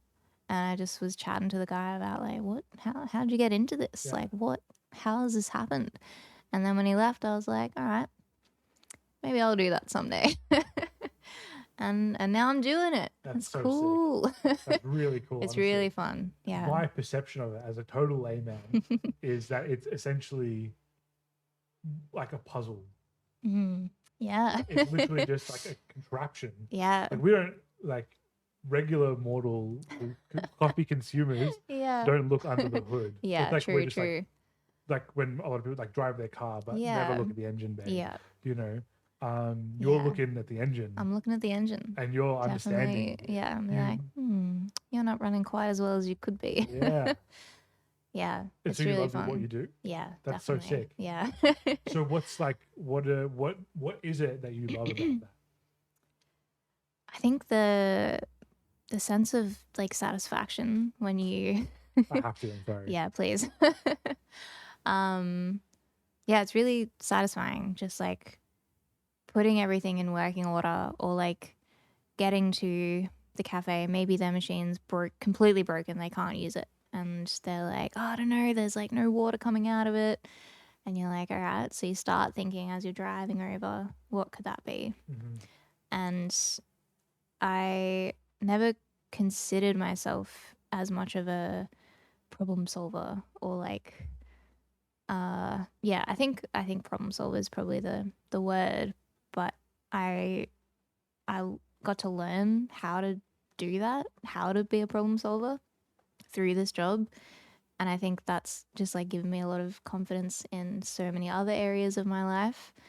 And it's just really fun I think being such a physical thing of like, okay, I'm gonna take that part that doesn't work and put a new one in, or like just getting on the tools is really satisfying. Having all the right tools and yeah, just yeah, getting to make a real tasty coffee at the end of it and be like, well, I got to test it, you know. Nailed it. How many coffees do you have in a day? It depends. Like sometimes none, to be honest. Some days, honestly good for some you. days there are no coffees involved, and I'm like, oh, it's. But I don't know. I've never really. I don't know. Caffeine doesn't seem to affect me in any way, so I don't. Couldn't be more jealous. Honestly, I don't know. Sometimes I'm jealous. I'm like, I wish this coffee would wake me up. Would wake me up right now because I need that. So I think it's nice to just drink what I like, what I want. Like I'm not kind of going through the Macca's drive-through if I'm in need of a coffee because I'm like, no, I'll just wait until later. right you know, coffee, yeah. So I used to work a lot of hospo, and the number one thing that I would be jealous of is serving people like affogatos at like 10 p.m. So I'm like, that's literally all I want. Like, look at it. What could be more decadent than a shot of espresso over like with a vanilla little bean shot ice of cream? like Frangelico on the side or something? And I'm like, and I'm literally in my mind, I could never. Oh no. Because if I like look at a coffee after midday, I'm like, this. Damn. I know. That's rough. It is rough. I do like my morning coffee ritual. It is a ritual. It is. It's great. We are missing George Costanza moment right here. We live in a society, people. We are missing like rituals, you know, and like, do you smoke at all? In certain circumstances. I'm not a smoker, by any means, but one thing that I like about argile or shisha, which is something that we definitely do a lot in my culture, is the preparation of it. You know, in a similar sense, when people smoke cigarettes, that they roll their own cigarette. I like that as a mark of. There's two things. It's like the delayed gratification kind of makes the gratification higher, but also the sense of you're interacting with a thing before you use it. And with argile, I mean, there's also kind of like a performative element to it because you're doing often for a few people as a friendship group. Yeah. But that, you know, you have to learn how to pack the tobacco and foil and pierce it and then get the water ready and get it to the right level and then get the coals ready, you know, all that. I love that ritual. Yeah. It's magical. It is. It's really nice. And I think coffee does a lot of that for me because, look, in an ideal world, I know that the Breville Junior Plus, whatever, is like super underrated as far as like home espresso, like espresso goes. But I fought hard to get that machine. And I know it's not a very good machine, but there's certain needs for like my parents. At least now we can put our own beans in, whereas before they were on a pod machine. I was like, that's not good for anyone. It's not good for anyone. Well, now Dad gets the coffee grinds for the true for the garden. I was thinking about growing like mushrooms and like because you can inoculate them in coffee. Yeah, right. You just mix a bit of bark and dirt and coffee and like wood chips and stuff. And then you just get the spore. You can just buy the spores and you just put them in there and they just go crazy. You just like put like literally just punch a couple of holes in like a plastic bag. Once you put it in there and all the mushrooms like oyster mushroom stuff just grow out like that. Amazing. You're just in a dark place. Yeah. That's it. So I was like, you got to do it. Well, now we can do that, you know? Yeah, and it's just like less plastic and all that sort of stuff. So for sure. Anyway, what got you into coffee? You just working at a cafe? Yeah, well, because I really didn't like coffee at first. I had worked at a lot of like Italian restaurants using like the darkest like possible roast imaginable. And I had, you know, I tried it with milk. I tried it as espresso. I tried a long black. I was like, what is wrong with these people drinking this, thinking that it tastes good? It's crazy. And so I just thought all coffee was terrible. but I could make it, and so I worked in a lot of cafes. And then I started working at a cafe, and the guy who, I think he was just working there. It wasn't his cafe or anything, but there was just a guy there who was super passionate about coffee, and he made me a coffee, and I think it was like a flat white or something, and I was like, whoa. Hang on, sorry. I didn't realize coffee could actually taste good. That's crazy. And that kind of, opened up the whole world to me. And I think because he was so passionate about it as well, you can't ignore the passion in some people, you know, like even if it's something you're not interested in, when you see someone being passionate about anything, you're like, whoa, yeah, man. I see. Yeah, that's Fuck it. yeah. Tell me more. 100%. It's the best feeling. There's a guy on YouTube called The Drum Thing, and I'm not a drummer. And there's a ton of his audience that are not drummers. But he's an Aussie dude from South Australia, and he literally just talks about drums.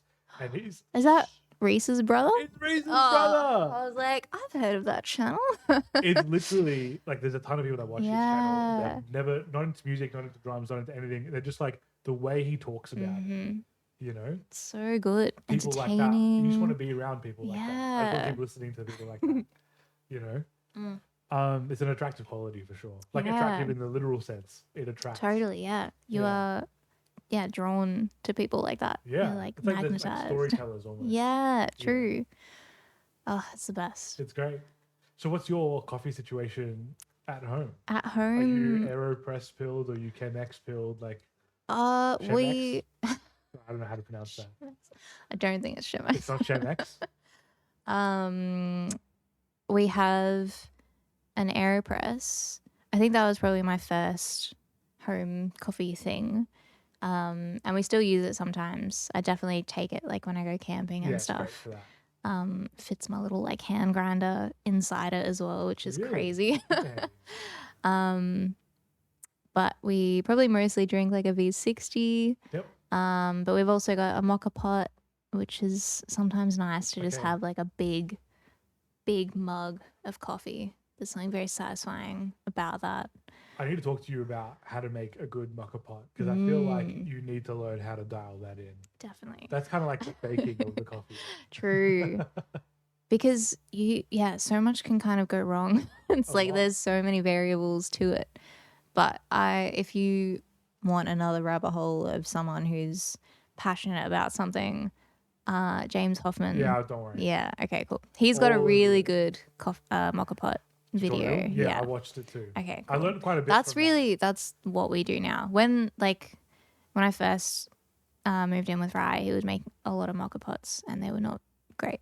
But he was like, it's so nostalgic. But it can be good too. Yeah. I don't think I'd had that many mocha pots, so I was like, maybe this is just what they like, you know. Yeah. No offense, Rye. You make a great coffee. But yeah, I think now having a bit more guidance in that procedure makes it a lot more enjoyable. And I think, the feeling of like taking care in getting all of the steps, making it all nice. It is, a routine, a bit meditative, like it's nice. It's brilliant. I think it's really like necessary. Yeah. Like in again, George Costanza moment. I'm not even going to say it this time. But like when everything's so fast paced, taking the time to just do something, maybe it takes 10 minutes. Yeah. And that's how you get your coffee. Yeah. That's a win. Yeah. You know? Totally. That's actually the win. The 10 minutes of making the coffee is the win.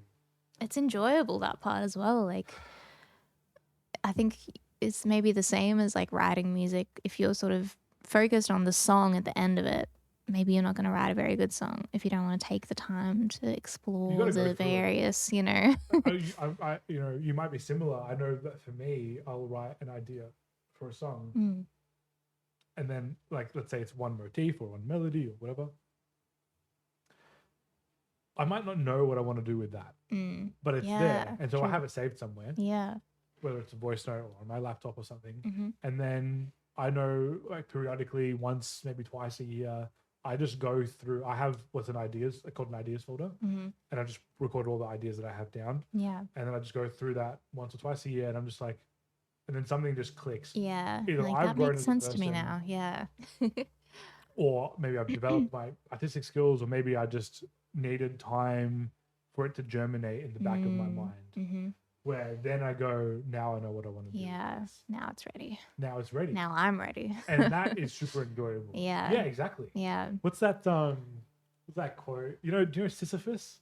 He's like got to push he's like the Greek mythology, he's got to push the boulder up the hill. It keeps falling back. And they're like, oh, he keeps pushing, that same man keeps pushing that same rock up the hill. And then like someone else like quoted on that being like, it's not the same rock and it's not the same man. Like he changes every day by doing that. And I'm like, I feel that. Like I feel like music and writing music is a humbling process that you do it, well, not every day, but you do it all the time. Yeah. And by doing it, you're sharpening yourself as a person, as a songwriter. Yeah.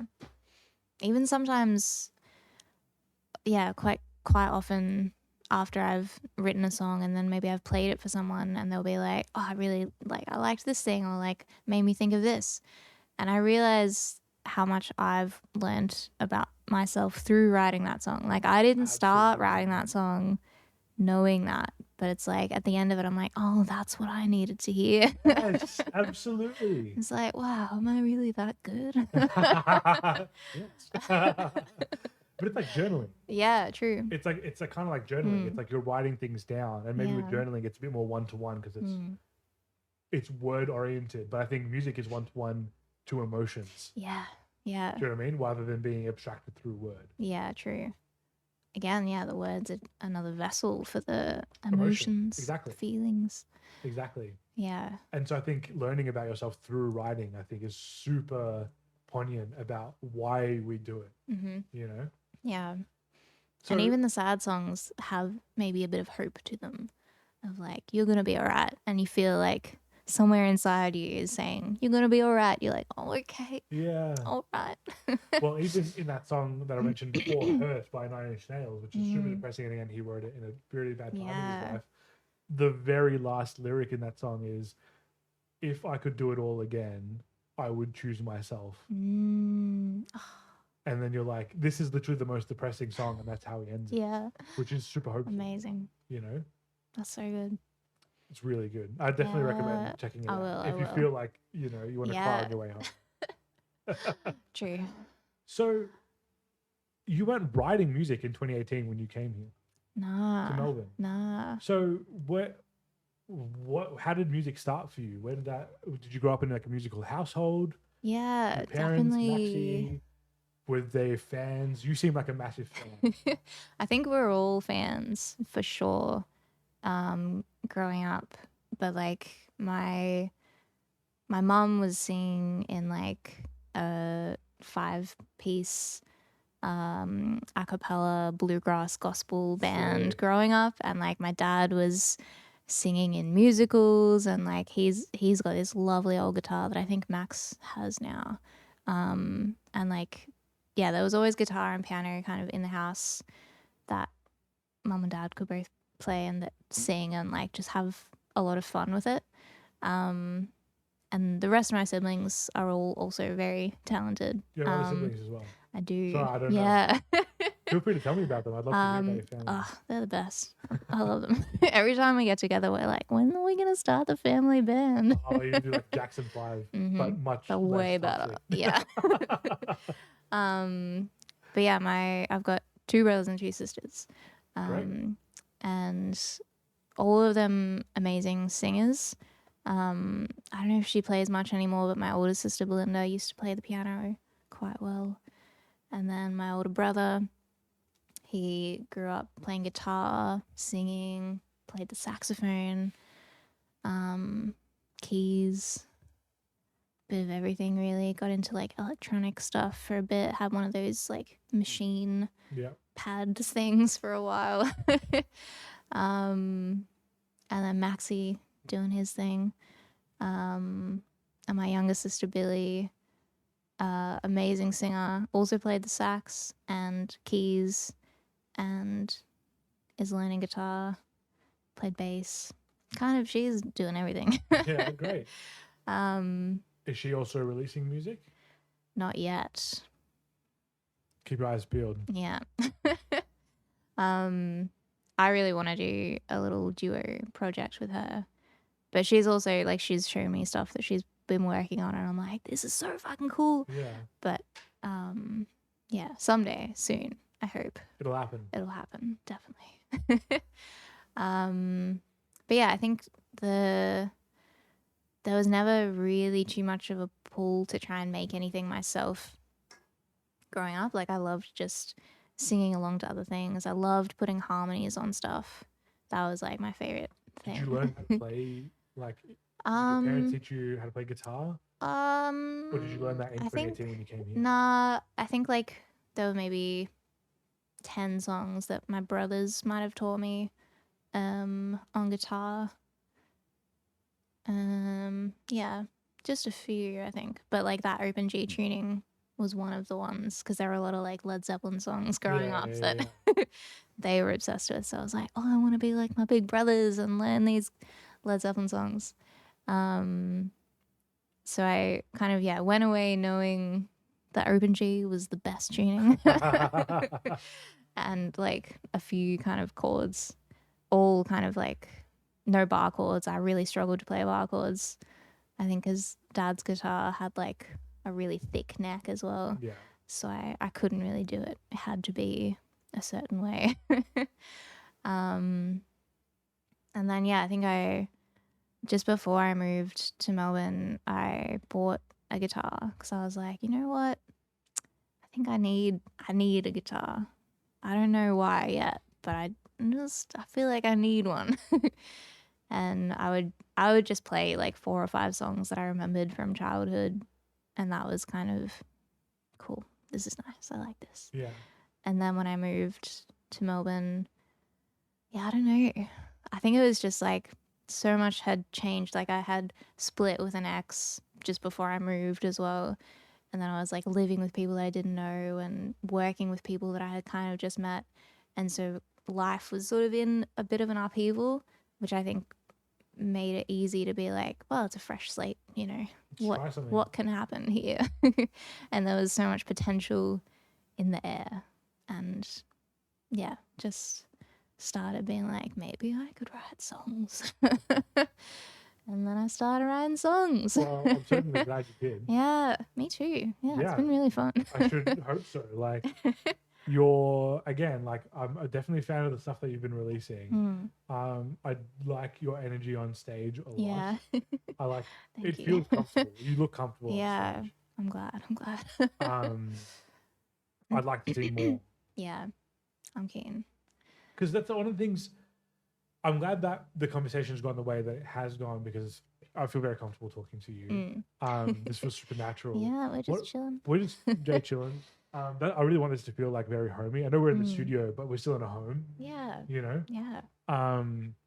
But one of the things I was thinking about when I came up with that list of people that I wanted to talk to was, I guess there was a period there last year and the beginning of this year where it almost felt like there wasn't a week where you weren't like, hey, there's this gig coming up. Yeah. And I was like, man, you are busy. It was exciting. Yeah. That's it was really great. fun. So now you're kind of like, hey, I'm just thinking about recording? Or I think we're sort of maybe not actively looking for gigs. Like every now and then, maybe one will kind of pop up, supporting some friends or supporting a band that we don't know yet. And it's like, oh, this is exciting. But I think, after that period, I think we were like, all right, let's think about recording. What's going to be our next move? And it was very ramshackle, our last recording, because we were meant to go into a studio, and something popped up that weekend and we had to cancel the studio time. But we were like, oh, we're ready to record though. And so we just like set it up at Wade's place and it sounded so good. We were like, whoa, this is great. Why go to the studio? And so now we're kind of going back into this setting of like, we're doing it at Wade's house again. But I think with more knowledge of what worked last time, what took a really long time to like set up, or how to make it just work smoothly and to all feel really comfortable. Like we were all in the room with headphones on and like playing really, I was like singing really quietly because we got to know where we are in the song, but there's no like isolation thing, so I don't want my vocals like coming through the drum overheads or anything. And it was really fun being in that room with everyone to record, and so I'm really excited to get in the room again. I think it's actually this Sunday we're gonna record recording a bunch of singles as the Bad Health. Yeah, cool. So this EP is coming out on Monday. Yes, I'm really glad this worked out it's like that. Confusing, but yeah. But then Kelsey Jean and the Bad Health potentially New stuff at the end of this year. Yeah. I think the plan is a bunch of singles, just to kind of keep the momentum, put some more stuff out for fun, and then maybe try for an album. Might be an EP, but I like the idea of doing an album, like having a bit more time to work with in terms of making it a project, a whole concept, you know. Absolutely. But it's also a bit daunting. It feels ballsy. Yeah. Like an EP's kind of like, hey, especially when like, don't worry about it too much. Yeah. When not that many people have listened to your stuff, you're like, well, is it a lot to ask you to listen to a whole album? But I think then you just have to come back to like, well, we're kind of just making it for us. If other people like it, amazing. If not, we're still gonna have a great time. Yeah, exactly. It's about you and your art and whether or not you want to do an album. Mm-hmm. You know, so this single that's coming out is for an album that I'm working on, and I'm like, people are like, oh damn, we're gonna do an album, really? Yeah. I'm like, the songs work as an album. Yeah, that's really cool. It is what it is. That's really cool. You know, that's all I can. For me to do it in any other way would be like, it wouldn't be deserving. Yeah. You know. Yeah, I like that. I think that's a cool thing to know about the music as well, that it is part of a bigger thing. Like, I think a lot of the stuff that I've done so far has been very ramshackle, being like, oh, I suddenly have 5 songs, so I guess that's an EP. Like, I think going into it with more intention of like, it is all going to be a part of this thing that is a whole thing, and like all of the songs individually are really cool as well, but there's something really special about listening to it from start to finish. Yeah, like the sum is greater than the sum of its parts. Yeah, Absolutely. I think doing that is not easy. It's like writing a book versus writing a novel versus writing a chapter. Yeah, definitely. You know, God, imagine writing a whole book. Yeah, that seems crazy to me. It does. But even then, like choosing the track listing, like where's that gonna fit in there? What's the vibe? How is it gonna all work together? Unless you've kind of gone into it with that intention, is really hard. You've got to. And that's the thing where I think people who care about Kelsey Jean and who care about music in general, they will listen and care. Yeah. And there's a bunch of people that are like, I like the songs. I put the album on occasionally. Yeah. And there's a bunch of people that are like, I'll only listen to the singles. Yeah. Like, this one song made it. I kind of think that the modern day compliment that artists get is making it onto someone's personal playlist. Yeah. How cool is that? Amazing. When someone hears like your single, like I think your song Crescent does really well. Yeah. And like for someone to be like, I want that on my playlist. Like, when I'm driving to work on a Monday, I want something that gets me in the mood. Yeah. I want to listen to that song, and as well as the other 20 songs. Yeah, for sure. Oh, that is definitely a goal. Yeah, definitely. Would be an accomplishment. So, on that note, would you want to play something? Do you feel like, is it time? Yeah. I feel like it's time. Give it a go. Let's do it. I'll grab the guitar. I guess we'll just have a quick suss if it's still in tune or not. Yeah. Let's have a listen. True. In this hot room. Yeah, in the hot room. Oh, God. What are you going to play for? Well, yeah, I'm trying to decide still. Since you asked earlier, I was like, fuck, what am I going to do? So sorry. No, that's alright. Well, yeah, I'm thinking that. I'm just trying to decide which song. But the whole EP is an open G. Open G. So I can kind of choose anything. Just trying to remember. Yeah, alright. I'm going to double check the tuning again, just because I think it's gone out of the switch. This is because I have access to live. Man, I haven't seen Ableton in dark mode before and it looks sexy. I want mine in dark mode. You know the reason, right? Is it because your eyes hurt? But also because you are. I hear it at like midnight. And I'm like, if I had to look at that screen, that would be like, ruin me. I'd be like, Oh no. Sounds lovely. Yeah, comfortable. That maybe. I'm just gonna.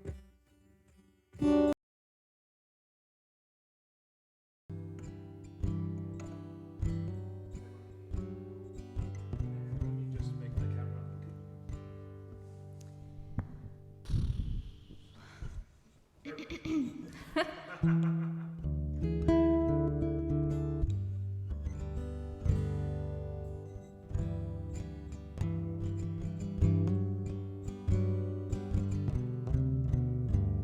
Cool. Shall I go for it? All right. This is a song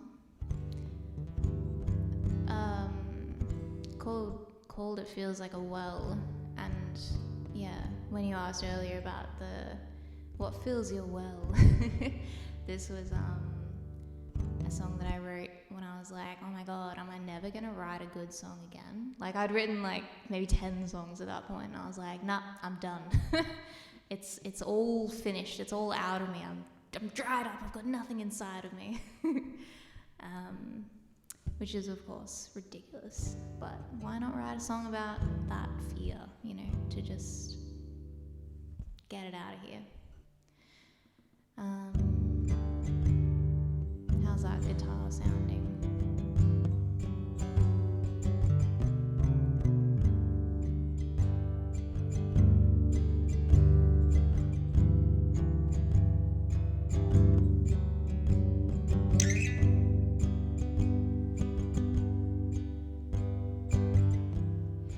Lately I've been thinking about thinking.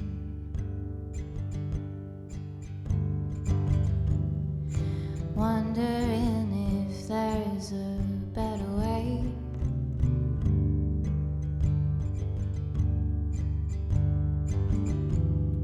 To clearly express to you what's going on up here.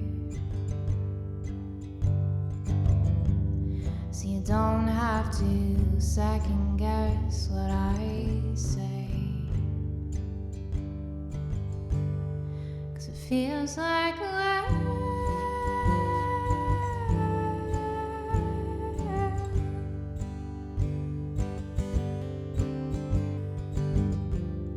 And I cannot find a bucket.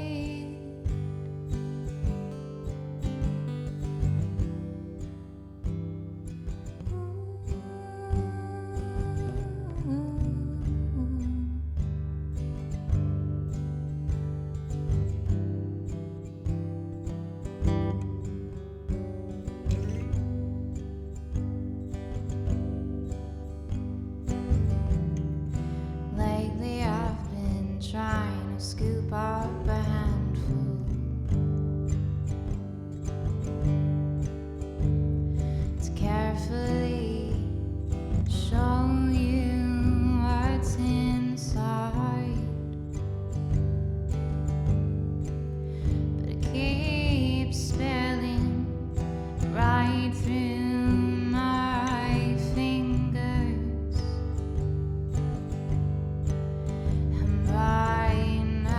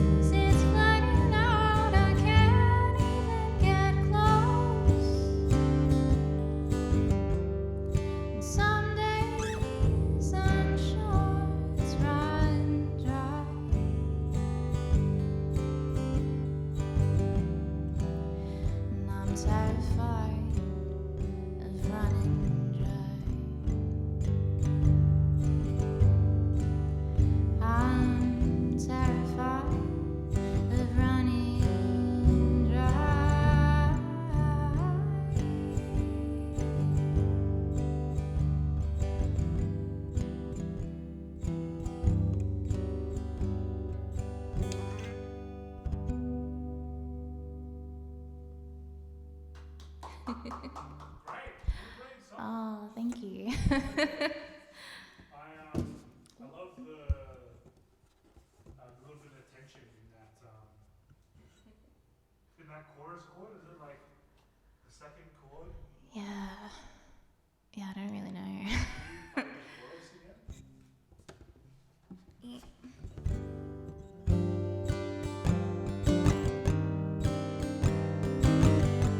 It's nice, yeah? Yeah. I don't know what it is. Maybe we'll leave it at that. Leave it at that for now. There'll be more. If you feel so inspired by that song, let me know. So not feeling vocally warmed up. I was like,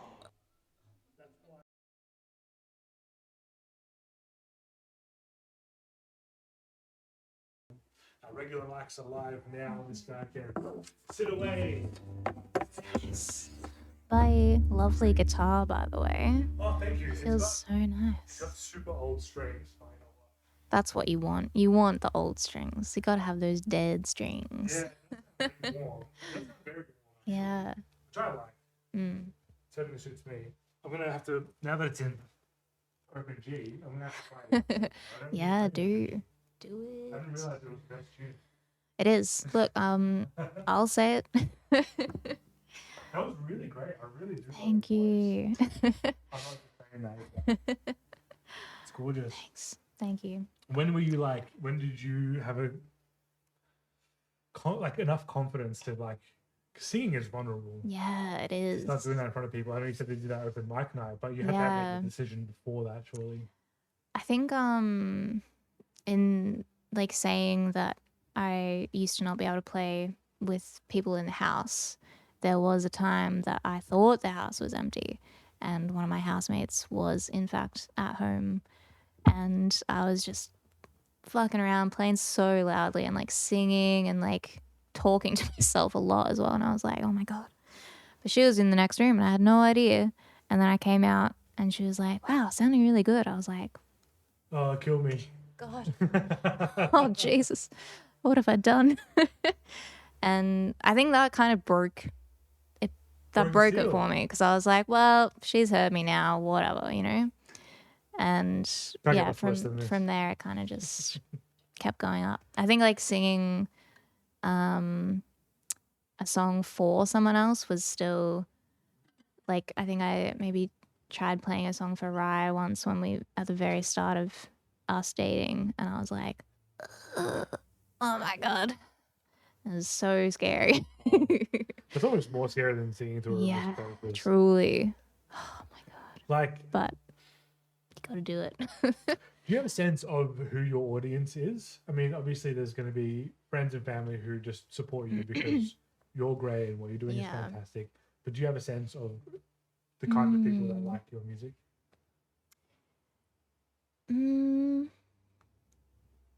I feel like it most of the people that I've spoken to have either been related to me or or friends of mine.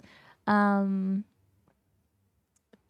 I guess I listen to a lot of other Melbourne folky singer-songwriter kind of people, so I sort of hope that maybe they will afford me the same courtesy as listening to those guys. Yeah, I don't know, really. It's tough, isn't it? Yeah. Because that's the question when it comes to marketing your music. Okay, who is this intended for? Yeah. And that, which is why I don't like marketing music. I'm I don't want to think about it. Exactly. I just feel like when I'm singing in front of a crowd of singers, I'm like, oh, well, how bad this is. No. But when I'm singing in front of friends and family, I'm like, oh, well, they probably don't really care that much. They're probably just happy to see this and just enjoy it. And then when I'm singing in front of musos, I'm like, okay, well, they know that this sucks, but I know that my audience is generally musicians. Yeah, true. And interesting. That can be a cutthroat crowd because they'll live and die by the music. That's true. But I remember being on a lineup with 3 other amazing singers vocalists, like 2 of them were much more in the R&B, like they were rapping as well as singing, and the lineup, in my mind, I was like, they're all so different from each other. Like all these other 3 artists are so incredible, so incredibly talented, but so different from each other. And that kind of gave me confidence to be like, well, it's different. It's just, it's not the same as what you might be listening to over there. Like, I think, yeah, you can still maybe objectively say if something's good or not in music, but I think in general, people are just excited to hear. Yeah, I think so. Even if they might not admit it, you know. I think, like, I was surprised at how receptive people really are. You know, maybe people don't necessarily go out of their way. Some people come up to me after shows. I don't know, for sure, people come up to you and be like, "What the hell? That was fantastic!" Like, I don't know, you could sing like that, or whatever. It really surprises me that Spotify and online stuff is so disengaging because there's so much shit happening. People get the sense, like you and I get the sense when we go to shows, this is special. Yeah. You know, like when we're watching someone, we're like enamored. Yeah. And I think people feel that, and then you get off stage or whatever, and people come up to you and they're like, wow, like so receptive. They're really there with you. When people are like, I like that song where you said this. Yeah, I'm like, that's huge. I'm you like, were really listening, right? Yeah. Why are we even listening to my voice? It's true. Yeah. It's really lovely. Basically, I think, especially as Australians, we expect, like, the tall poppy syndrome is definitely a thing. Don't get me wrong, but I think we expect it maybe more than it actually is. And, you know, friends and family and maybe people like one step outside of that kind of want you to do well, you know? Totally. And they really love it when people give it a go. Yeah, you know? definitely. I feel like I put a lot of pressure on myself to be like, this has to be phenomenal, otherwise everyone's going to hate me and hate this. Yeah.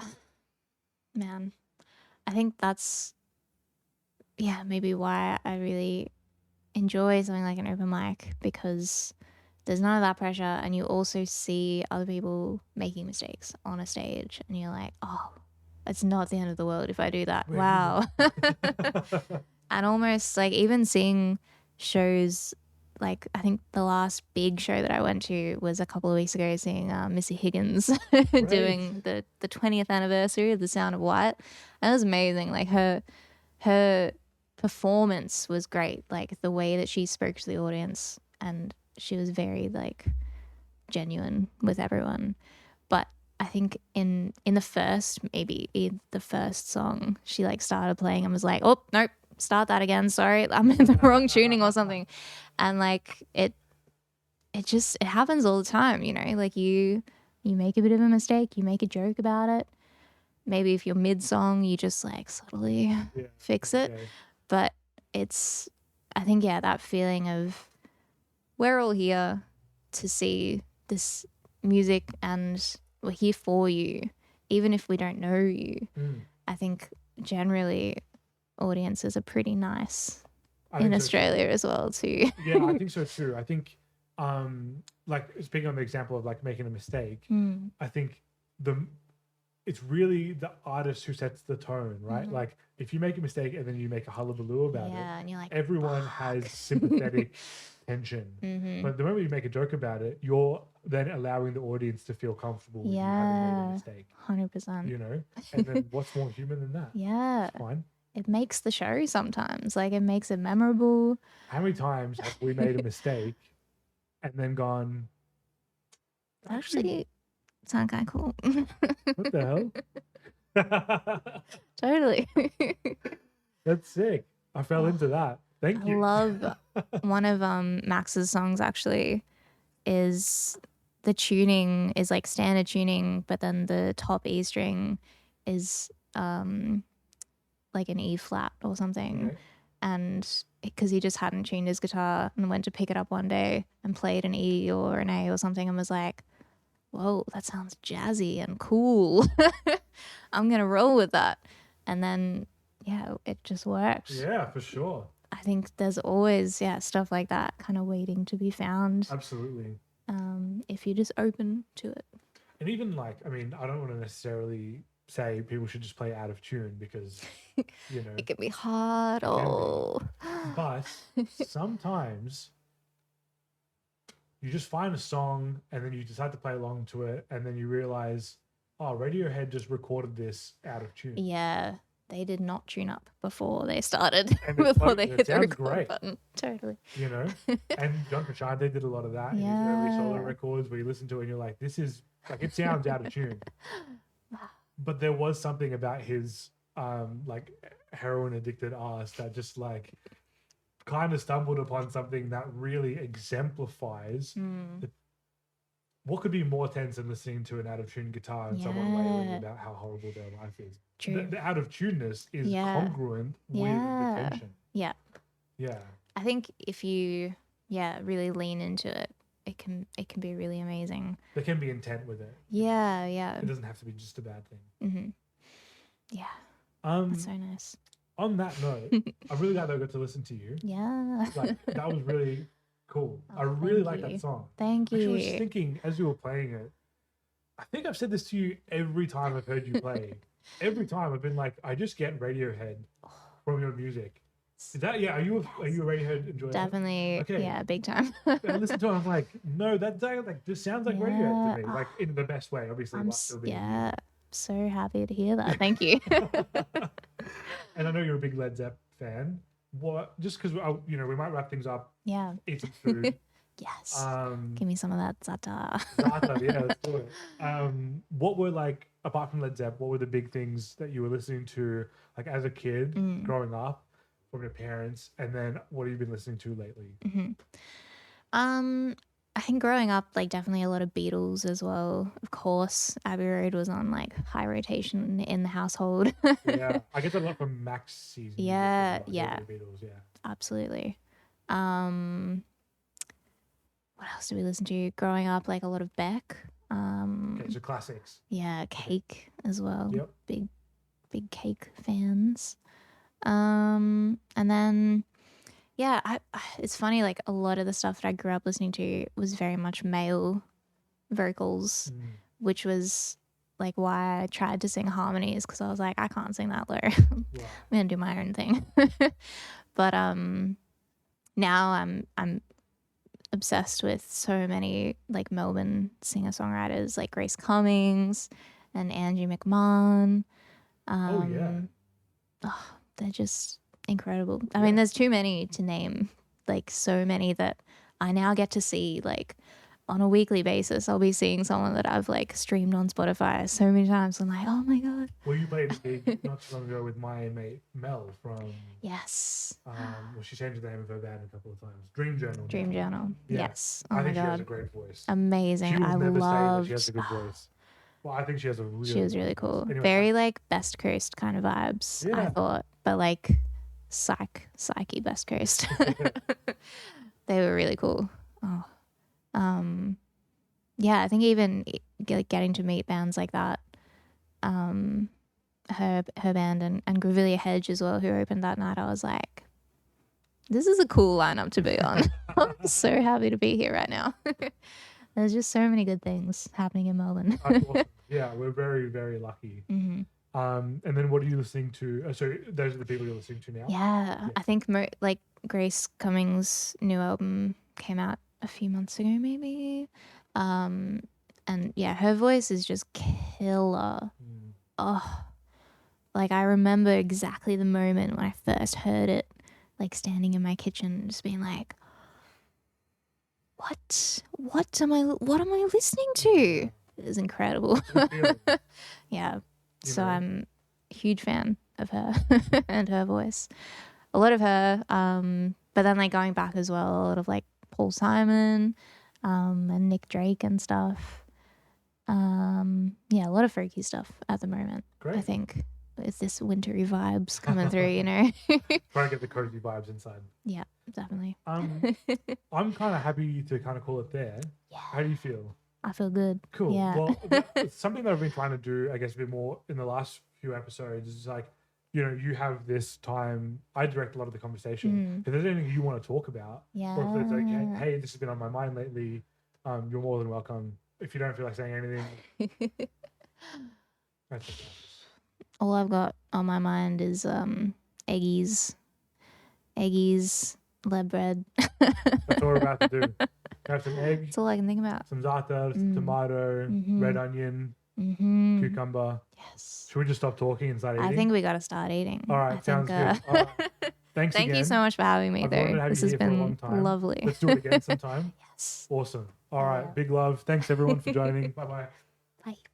Bye.